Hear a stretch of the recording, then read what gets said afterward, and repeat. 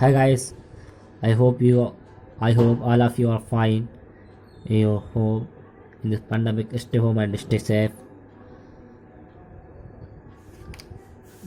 Today I am starting the syllabus of Science Class 10.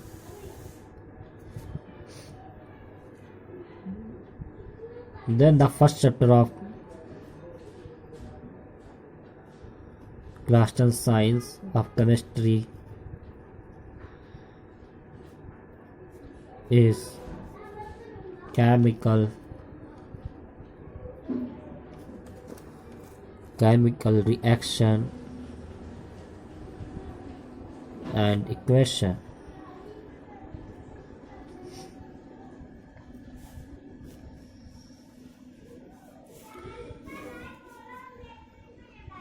रासायनिक अभिक्रिया और समीकरण। क्या आप जानते हैं कि केमिकल रिएक्शन क्या होता है? What is chemical reaction? Do you know that what is chemical reaction?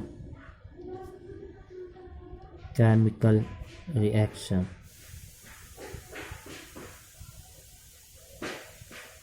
one or more reactants react and form new product.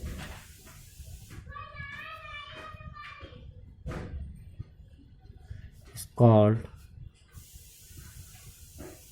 chemical reaction.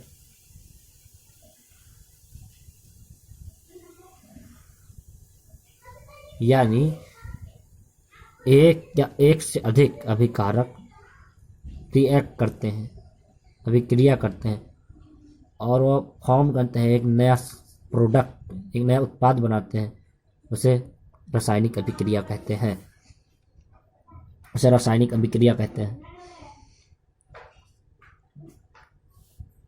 Example that such as, उदाहरण में है जैसे ऑक्सीजन,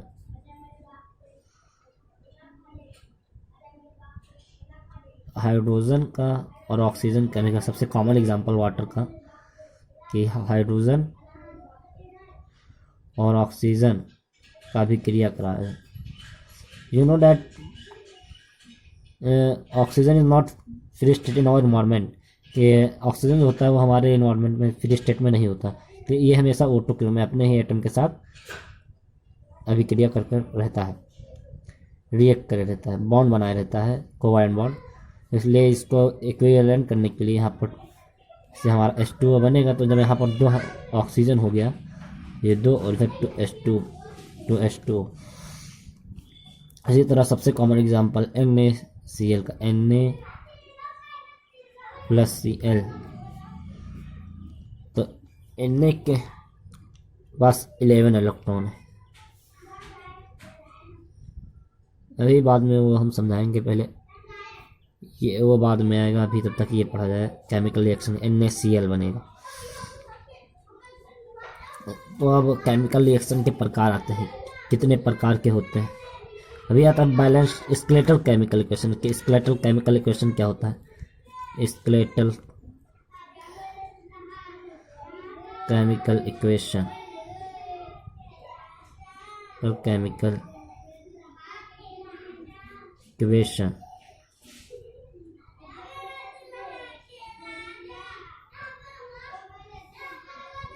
कंकालीय रासायनिक समीकरण। तो इसमें होता है कि those reaction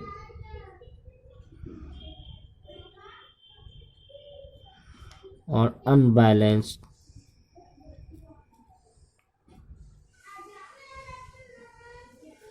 is called skeletal chemical reaction।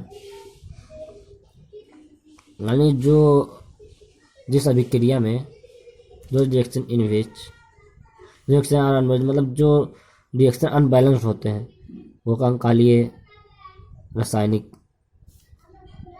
समीकरण कहलाते हैं। और इसका एक और है, और ये अथवा हम कह सकते हैं कि जिस शब्द का हम प्रयोग करते हैं, जिस शब्द और नंबर्स का प्रयोग करते हैं हम केमिकल इक्वेशन को दर्शाने के लिए, वह स्केलेटल केमिकल इक्वेशन होता है कि what is balanced chemical equation.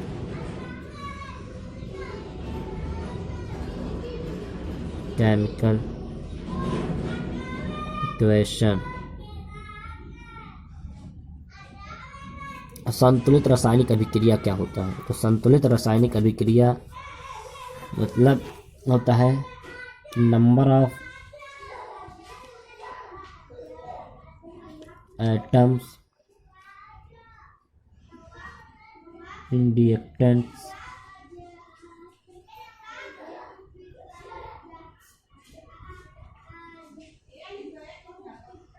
are equal to the number of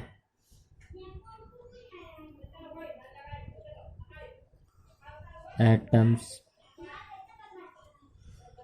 in product according to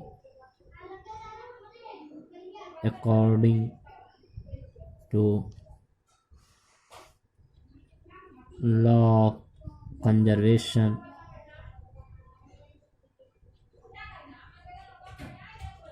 of mass। ये जो नंबर ऑफ एटम्स हैं रिएक्टेंट्स में जो नंबर ऑफ एटम्स हैं, मतलब जो परमाणु की संख्या अभिकारक में होगी उसके बराबर होने चाहिए। जो प्रोडक्ट्स बनेगा उसमें परमाणु की संख्या जो नंबर ऑफ एटम्स होंगे उसके उत्पाद में इक्वल हो।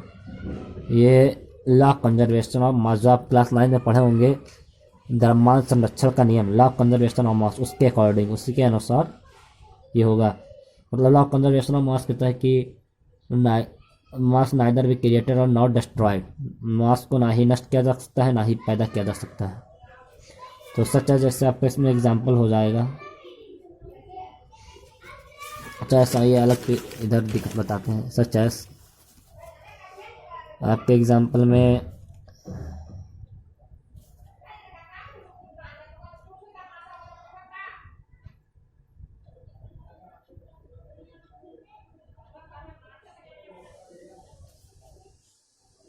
क्या दें एग्जाम्पल?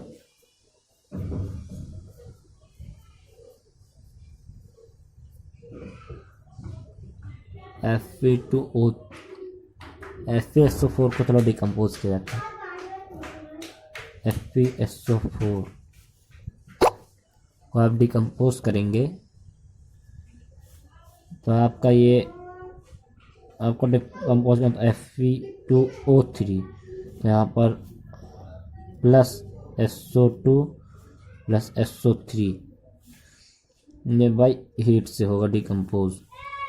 तो इस तरह डिकम्पोज। अब इसको हमें संतुलित करना है, बैलेंस करना है क्वेश्चन। तो इधर देखिए पहले हम लिखेंगे एलिमेंट, रिएक्टेंट, फिर इधर प्रोडक्ट।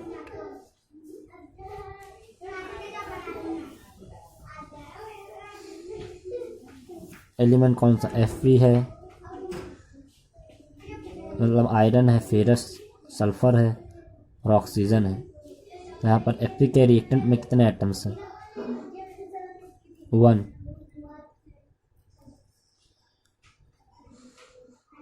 यहाँ पर 1 है और इधर 2 है, तो इधर 2 प्रोडक्ट्स में 2 Fe हो गए। और ऑक्सीजन इधर 1 ही है, इधर 1 है और इधर फिर सल्फर कितना है? सल्फर भी 1 है। इधर सल्फर कितने? 1 और 2 सल्फर। ऑक्सीजन इधर 4 है रिएक्टेंट्स में। प्रोडक्ट्स में ऑक्सीजन कितने हैं? 3 3 6 2 8 ऑक्सीजन है। तो अब ये देखिए दुगने से सारे कम पड़ रहे हैं। तो अब हम ये सारे कम है, रिएक्टेंट में जो नंबर्स ऑफ आइटम्स हैं वो कम है, प्रोडक्ट में नंबर ऑफ आइटम्स ज़्यादा हो चुके हैं। इसलिए हमको इसको संतुलित करने के लिए अगर हम इसको 2 से गुणा कर दें, देखो 2 Fe भी हो जाएगा, 2 सल्फर भी हो जाएगा, 2 और 4 दूनी 8 ऑक्सीजन भी है, 4 2 8। तो अगर हम इसको लिख दें 2 FeSO4 हीट दें Fe2O3 plus SO2 plus SO3। यहाँ पर एलिमेंट, रिएक्टेंट और प्रोडक्ट।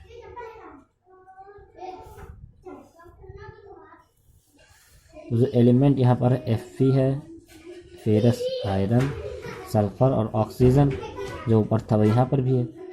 Fe यहाँ पर कितना है, 2 Fe हो गया।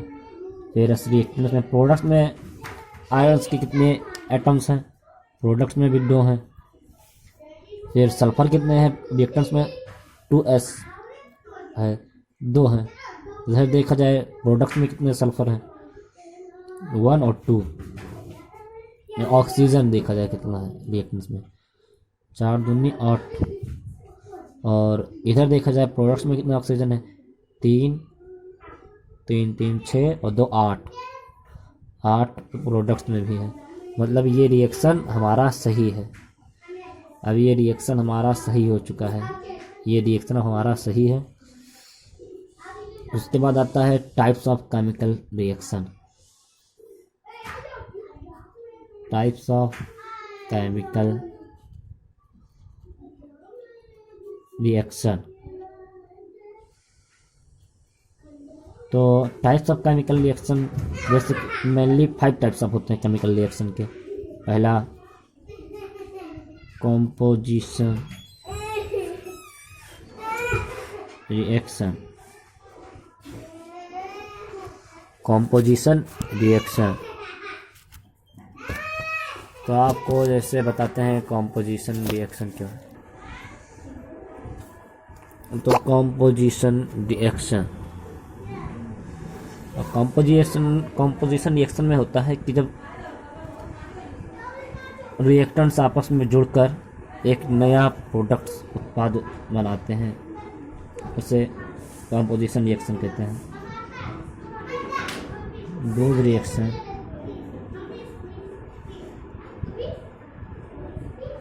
in which those reaction in which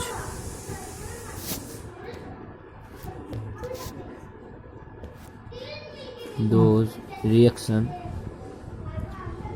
in which two or more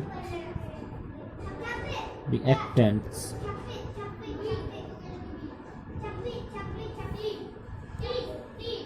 react and form a new product। मतलब जब रिएक्शन मतलब दो या दो से अधिक रिएक्टर सभी कारक रिएक्ट करके मतलब आपस में रिएक्शन कर कर क्रिया कर कर एक नया उत्पाद उत्पन्न करते हैं, उसे स्काल्ड कॉम्पोजिशन संयोजन अभिक्रिया कहलाता है। संयोजन अभिक्रिया कॉम्पोजिशन रिएक्शन। और दूसरा होता है, अब इसमें example let such as, example में है जैसे आपको एक ऑक्सीजन का एटम प्लस 1 ऑक्सीजन का एटम इक्वल टू O2 बनाता है, और just like Ca plus O reaction के प्लस CaO बनाते हैं। ये कॉम्पोजिशन रिएक्शन। इसमें देखिए ऑक्सीजन 2 रिएक्टेंट्स आपस में जुड़कर O2 बना रहे हैं, यहाँ पर Ca प्लस O जुड़कर कैल्शियम ऑक्साइड बना रहे हैं। इसके बाद दूसरा है डीकॉम्पोजिशन एक्शन। दूसरा आता है decomposition action. Decomposition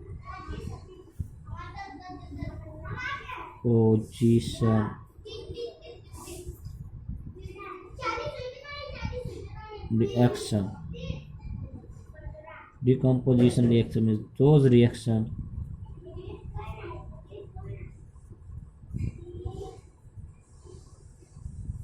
in which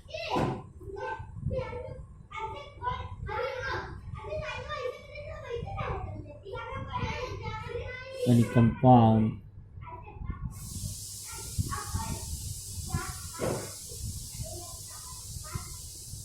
breaks into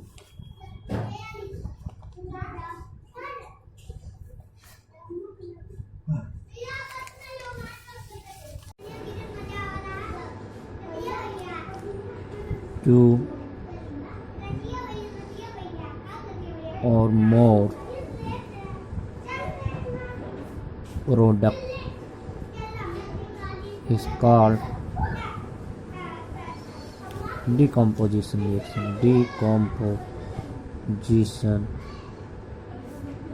reaction।